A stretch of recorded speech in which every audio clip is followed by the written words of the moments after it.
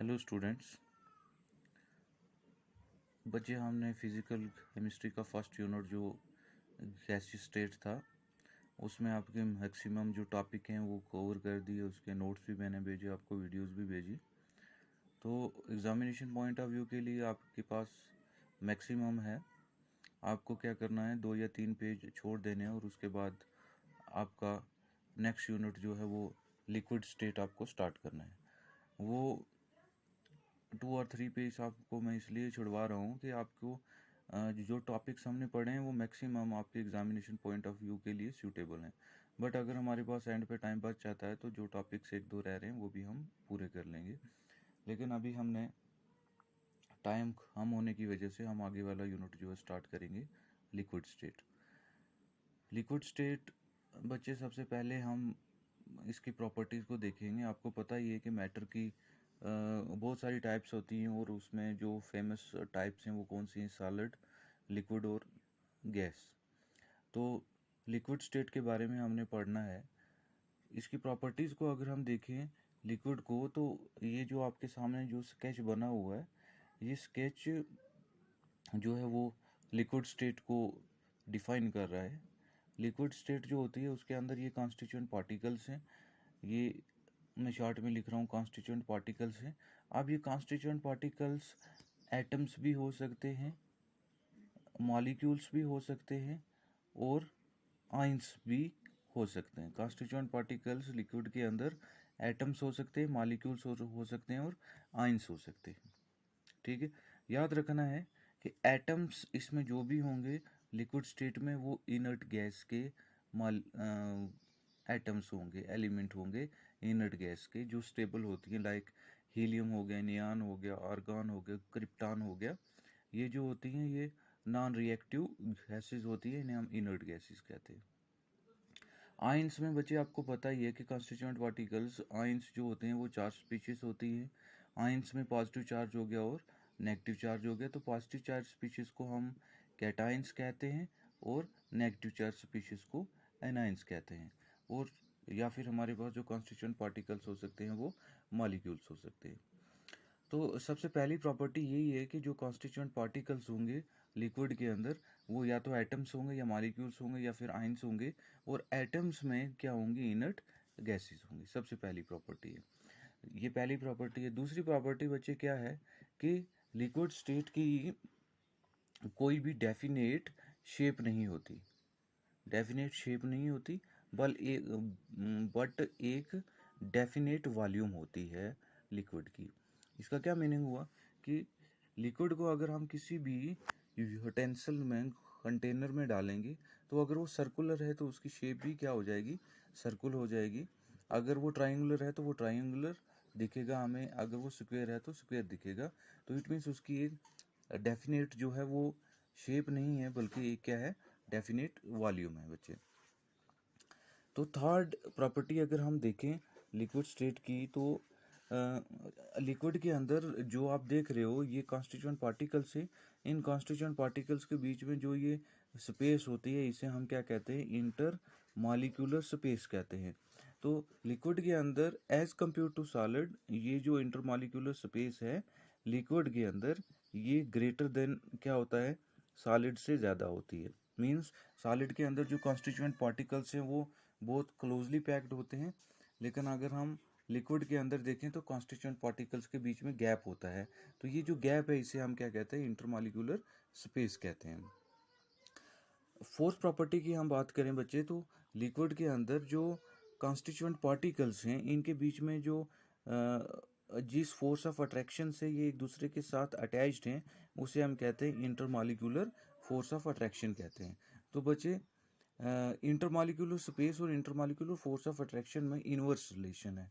जहाँ पे intermolecular space ज़्यादा होगी वहाँ पे इंटरमॉलिक्यूलर फोर्स ऑफ अट्रैक्शन क्या होगी, कम होगी।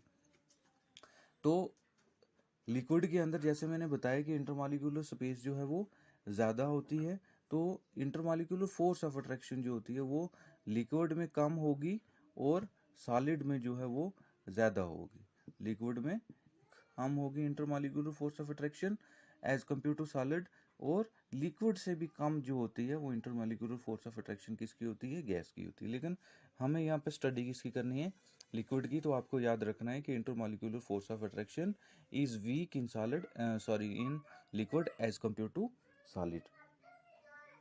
फिर क्या है कि लिक्विड जो है वो नॉट इजली कंप्रेस्ड, कि हम उसको कंप्रेस्ड जो है वो इजली नहीं कर सकते। क्यों नहीं कंप्रेस कर सकते? क्योंकि उसके कॉन्स्टिट्यूएंट पार्टिकल्स वो हैं, बहुत दूर दूर हैं। तो अगर हम उसे प्रेस करेंगे, प्रेशर डालेंगे, तो ये कॉन्स्टिट्यूएंट पार्टिकल तभी प्रेस हो पाएंगे, एक स्टेट तभी प्रेस हो जाती है जब उसके कॉन्स्टिट्यूएंट पार्टिकल्स दूसरे पे आके कंप्रेस होंगे, उसको फोर्स लगाएंगे।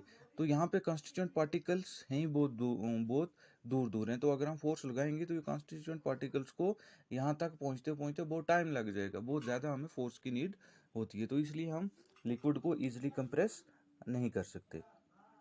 फिर सिक्स प्रॉपर्टी की हम बात करें बच्चे, इसके मैंने नोट्स भी भेजे हैं आपको। The molecules in liquid exhibit random motion, कि इनके जो अंदर मॉलिक्यूल्स होते हैं वो एक रैंडम मोशन शो करते हैं। रैंडम मोशन बोले तो वो फ्रीली मूव करते हैं, उनका कोई एक मोशन नहीं है, वो फ्रीली जहाँ दिल करे वो मूव कर सकते हैं। मतलब ये देखो, ये इनके बीच में इंटरमॉलिक्यूलर स्पेस है, तो ये मॉलिक्यूल जो है वो इसके साथ कोलाइड कर सकता है, ये इसके साथ कोलाइड कर सकता है, इसके साथ कोलाइड कर सकता है, ये आगे इसके साथ कोलाइड कर सकता है। तो कहीं भी ये मूव कर सकते हैं। मीन्स ज़रूरी नहीं है कि कॉन्स्टिट्यूएंट पार्टिकल्स ऐसे ही हों जैसे मैंने यहाँ पे लिखा हुआ है। कॉन्स्टिट्यूएंट पार्टिकल्स ऐसे भी हो सकते हैं जब वो मूव करेंगे, तो इसे हमने क्या कहा, रैंडम मोशन कहा। So this is all about the general introduction about the liquid state and it's general properties. हाँ तो बच्चे, आपकी सिलेबस में जो नेक्स्ट इम्पॉर्टेंट प्रॉपर्टी, लिक्विड की बहुत सारी प्रॉपर्टी हैं, जैसे विस्कोसिटी है, सरफेस टेंशन है। तो इसमें से जो हम आपके सिलेबस के अंदर जो हमने पहले डिस्कस करनी है वो सरफेस टेंशन है, जो आपके सिलेबस में दिया हुआ है। तो बच्चे, सबसे पहले आपको समझना है कि सरफेस टेंशन होता क्या है, फिर मैं आपको उसका रीज़न बताऊंगा। देखो, मान लो हमारे पास एक लिक्विड है, उसको हमने एक बीकर में रखा हुआ है। ये बीकर के अंदर क्या है, लिक्विड के मॉलिक्यूल हैं कॉन्स्टिट्यूएंट पार्टिकल से। अब ये कहता है कि सरफेस टेंशन एक ऐसी टेंशन होगी, एक ऐसी फोर्स होगी जो एग्जैक्टली इसके राइट एंगल पे एक्ट करे। राइट एंगल पर मीन्स इसको ऊपर से कंप्रेस करे। ये मॉलिक्यूल्स ऊपर नहीं जा सकते, ये मॉलिक्यूल्स नीचे ही खींचने होंगे इसके, जो लिक्विड के मॉलिक्यूल से। तो इसकी वजह से क्या होता है कि जो जब भी आप किसी लिक्विड को किसी बीकर में डालते हैं तो उसके ऊपर एक प्रॉपर लेयर बनी होती है। उसमें आपने ऐसा थोड़ा देखा है कि कहीं से लेयर नीचे होगी, कहीं से लेयर ऊपर होगी, फिर नीचे होगी, फिर ऊपर। नहीं, ऐसा नहीं होता। वो क्या होता है, बिल्कुल प्लेन होता है। तो वो प्लेन किस वजह से होता है, due to the surface tension. अब इसका रीज़न क्या है वो मैं आपको बताऊंगा। सिंपली आपको याद रखना है कि सरफेस टेंशन जो होता है कि एक ऐसी फोर्स होती है, एक ऐसी टेंशन होती है जिसकी वजह से लिक्विड के जो मॉलिक्यूल्स है वो नीचे की तरफ, डाउनवर्ड की तरफ खींचने होते हैं, और ऊपर से एक प्रॉपर लेयर बन जाती है। उसको हम क्या कहते हैं, सरफेस टेंशन कहते हैं। और ये सरफेस टेंशन में जो फोर्स होती है वो एट 90 डिग्री एंगल जो है वो इस पर एक्ट कर रही होती है, उसको हम क्या कहते हैं, सरफेस टेंशन कहते हैं। अब अगर हम इसके रीज़न को डिस्कस करें तो आपको समझना है कि मान लो ये हमारे पास एक बीकर, अच्छे से समझना सरफेस टेंशन को। इसके अंदर बहुत सारे मॉलिक्यूल्स हैं। मान लो हम एक मॉलिक्यूल को ले लेते हैं, ए मॉलिक्यूल है हमारे पास, डिस्कस करना है इसको समझने के लिए, ठीक है। अब ये ए मॉलिक्यूल है, इस ए मॉलिक्यूल के इर्द गिर्द बहुत सारे मॉलिक्यूल्स होंगे, दूसरे बहुत सारे मॉलिक्यूल्स होंगे। जैसे ये वाला मॉलिक्यूल है तो इसके सराउंडिंग में बहुत सारे मॉलिक्यूल हैं। तो मान लो ये ए है तो ये बाकी वाले इसके सराउंडिंग में। तो यहाँ पे क्या है, यहाँ जब ये सेंटर में है A, means A is any of the molecule. तो ये ए जो है इसका सारे मॉलिक्यूल्स के साथ क्या है, एक फोर्स ऑफ अट्रैक्शन है। क्या है, सारे मॉलिक्यूल्स के बीच में एक inter molecular force of attraction है। तो ये ए जो है वो सराउंड कर रहा है सारी साइड से, सर्कुलर मोशन में, ये सारी साइड से सराउंड किया हुआ बाय द अदर मॉलिक्यूल्स, और उनके बीच में एक inter molecular force of attraction है। लेकिन बच्चे क्या होता है, जो ही मॉलिक्यूल जो है वो यहाँ पे पहुँच गया, यही ए जो है वो यहाँ पे पहुँच गया, लेयर पे पहुँच गया, ये ए जो है वो ऊपर है, ठीक है। तो जब ये ऊपर आ गया मीन्स कोई भी मॉलिक्यूल है, हम इसकी बात कर रहे हैं, मीन्स ये मॉलिक्यूल ऊपर चला गया या ये वाला है। जब मॉलिक्यूल ऊपर लेयर पे आ गया तो क्या होगा, अब इसके सराउंडिंग में वाट जो दूसरे मॉलिक्यूल्स हैं वो नहीं है, वो सिर्फ नीचे वाली साइड है। वो कहाँ है, वो सिर्फ नीचे वाली साइड है। अब इसके ऊपर कोई भी मॉलिक्यूल नहीं है। तो अब क्या होगा, इन मॉलिक्यूल्स के बीच में फोर्स ऑफ अट्रैक्शन होगी, लेकिन फोर्स ऑफ अट्रैक्शन कौन सी साइड हो रही है, डाउनवर्ड हो रही है, नीचे की तरफ हो रही है, क्योंकि ऊपर वाली साइड इसके मॉलिक्यूल्स नहीं है जो कि इसको ऊपर की तरफ खींच सकें।